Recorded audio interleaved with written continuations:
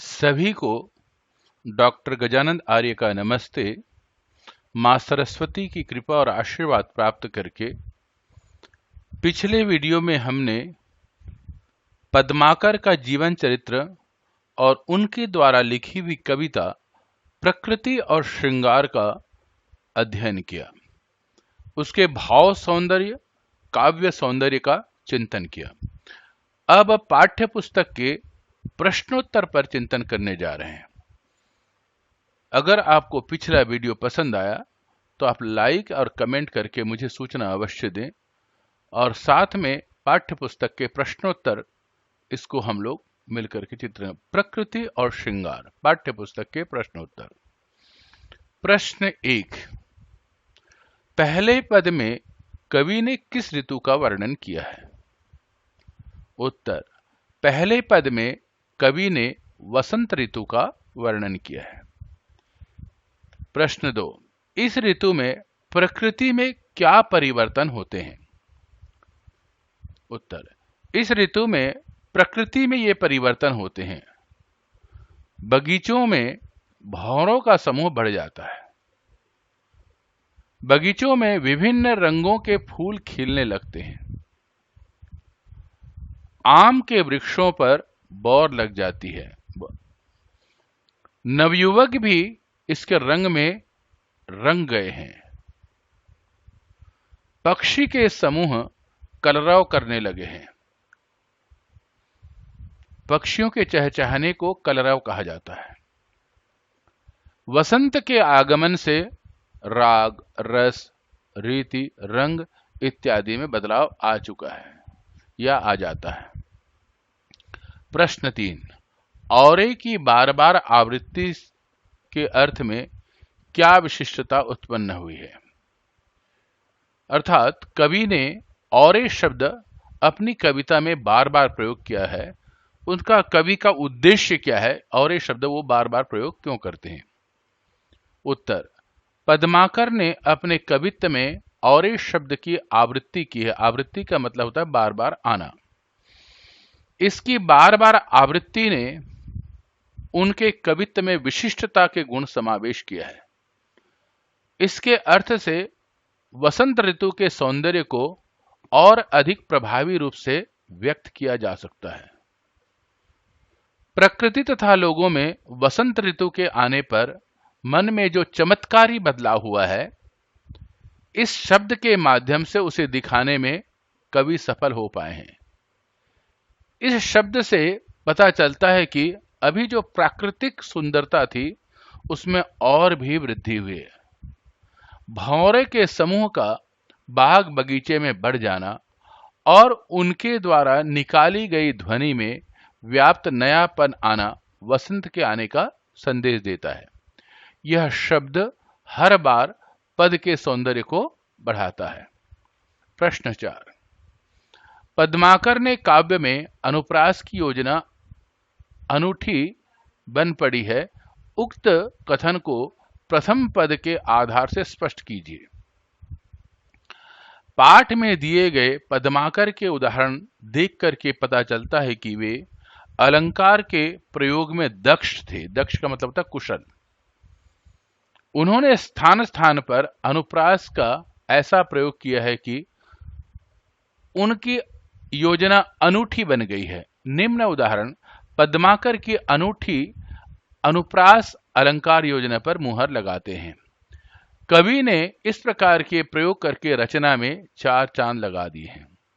उदाहरण है, भीर भौर, छलिया छबेले छैल और छवि छबे गए, गोकुल के कुल की गली के गोप गाउन के, कछु कछु को भाखत बने, चलित चतुर, चुराई चित चोरा चोरी, मंजुल मलाहरन, छवि छावनो।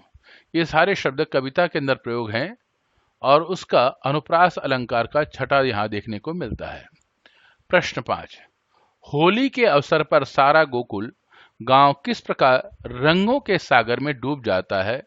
पद के आधार पर लिखिए। उत्तर, पद्माकर द्वारा होली का बहुत ही सुंदर तथा प्रभावी वर्णन देखने को मिलता है। गोपों द्वारा घरों के आगे पीछे दौड़कर होली खेली जा रही है। होली का हुड़दंग मचा हुआ है। एक गोपी कृष्ण के प्रेम के श्याम रंग में भीगी हुई है।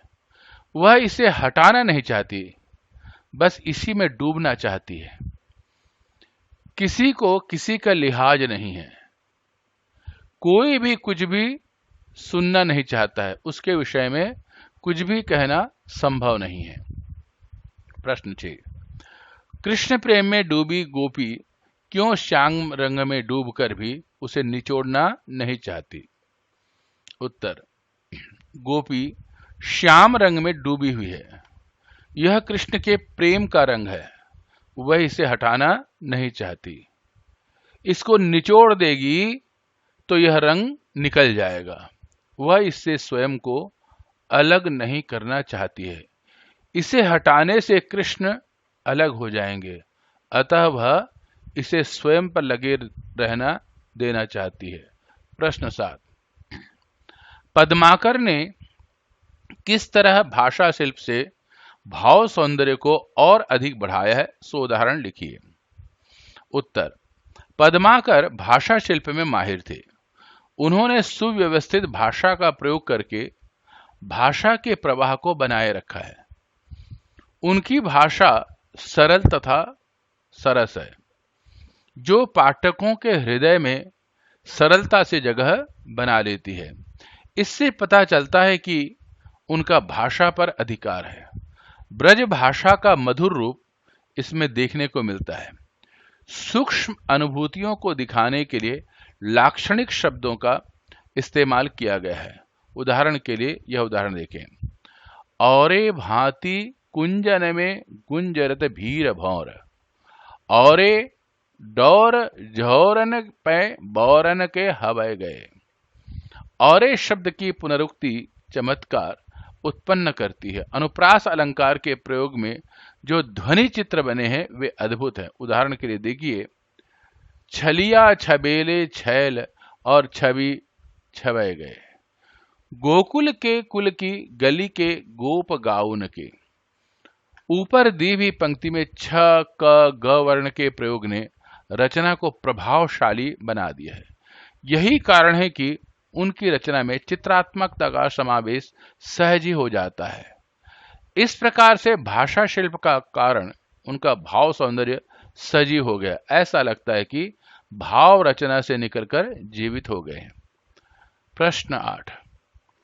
तीसरे पद में कवि ने सावन ऋतु के किन किन विशेषताओं की ओर ध्यान आकर्षित किया है? उत्तर, इनकी विशेषताएं इस प्रकार है। बगीचे में भंवरों का स्वर फैल गया है। उनका गुंजार मल्हार राग के समान प्रतीत होता है। इस ऋतु के प्रभाव से ही अपना प्रिय प्राण से अधिक प्यारा लगता है। मोर की ध्वनि हिंडोलों सी छवि लगती है। यह प्रेम की ऋतु है। झूले झूलने के लिए यह सर्वोत्तम ऋतु है। प्रश्न 9। गुमा न होते मान होते में क्या भाव सौंदर्य छिपा है? इसमें यह भाव सौंदर्य है कि वर्षा ऋतु के प्रेम में प्रेमी का रूठना भी अच्छा लगता है। भाव यह है कि प्रायः जब प्रियतम रूठ जाता है तो मनुष्य अहंकार वशात मनाता नहीं है। वर्षा ऋतु में यदि प्रेमी नाराज हो जाए तो उसे मनाना अच्छा लगता है। यह ऋतु का ही प्रभाव है। नाराज प्रेमी को मनाकर आनंद प्राप्त किया जाता है। प्रश्न 10। संदर्भ सहित व्याख्या कीजिए। औरे भांति कुंजन छवय छवय गए। प्रसंग। प्रस्तुत पंक्ति प्रसिद्ध कवि पद्माकर द्वारा रचित है। इसमें कवि वसंत ऋतु में बाग बगीचों में होने वाले परिवर्तन को दर्शा रहे हैं। दर्शा रहे हैं का मतलब दिखा रहे हैं। व्याख्या। प्रस्तुत पंक्तियों में वसंत ऋतु के आने पर वातावरण की विशेषता बताई गई है। पद्माकर कहते हैं कि बाग में भौरे के समूहों की भीड़ बढ़ गई है। बागों में आम के पेड़ों पर बौरे लग गई हैं। इससे पता चलता है कि फल अब लगने ही वाले हैं। भाव यह है कि वसंत ऋतु में बाग में फूल खिलने लगे हैं, जिसके कारण भौरों की संख्या में वृद्धि हो गई है। ऐसे ही आम के वृक्षों पर बौरे का लगना भी इसका प्रमाण है कि फल लगने वाले हैं। तो लो चलित बने नहीं। प्रसंग। प्रस्तुत पंक्ति प्रसिद्ध कवि पद्माकर द्वारा रचित है। इसमें एक गोपी की दशा का वर्णन किया गया है। उस पर श्याम रंग चढ़ गया है और वह उसे उतारना नहीं चाहती है। व्याख्या। पद्माकर कहते हैं कि होली खेलते समय एक गोपी पर श्याम काला रंग चढ़ गया है। दूसरी सखी उसे इस रंग को निचोड़ कर उतारने के लिए कहती है। वह गोपी इस रंग को उतारना नहीं चाहती है। यह रंग कृष्ण के प्रेम का रंग है और वह कहती है कि यदि वह इस रंग को निचोड़ देगी तो यह रंग निकल जाएगा। वह इस रंग में डूब जाना चाहती है, अतः वह दूसरी गोपी को मना देती है। भाव यह है कि जो कृष्ण से प्रेम करता है वह उसके रंग को अपना लेता है। गोपी भी कृष्ण को प्रेम करती है, अतः कृष्ण से प्रेम करने के कारण कृष्ण का रंग काला भी उसे अच्छा लगता है। कहे पद्माकर लगत है। प्रसंग। प्रस्तुत पंक्ति प्रसिद्ध कवि पद्माकर द्वारा रचित है। प्रस्तुत पंक्ति में पद्माकर वर्षा ऋतु की विशेषता बता रहे हैं। उनके अनुसार यह प्रेम की ऋतु है और इसमें रूठना मनाना अच्छा लगता है। व्याख्या। पद्माकर कहते हैं कि वर्षा ऋतु में प्रेमिका को अपना प्रियतम अच्छा लगता है।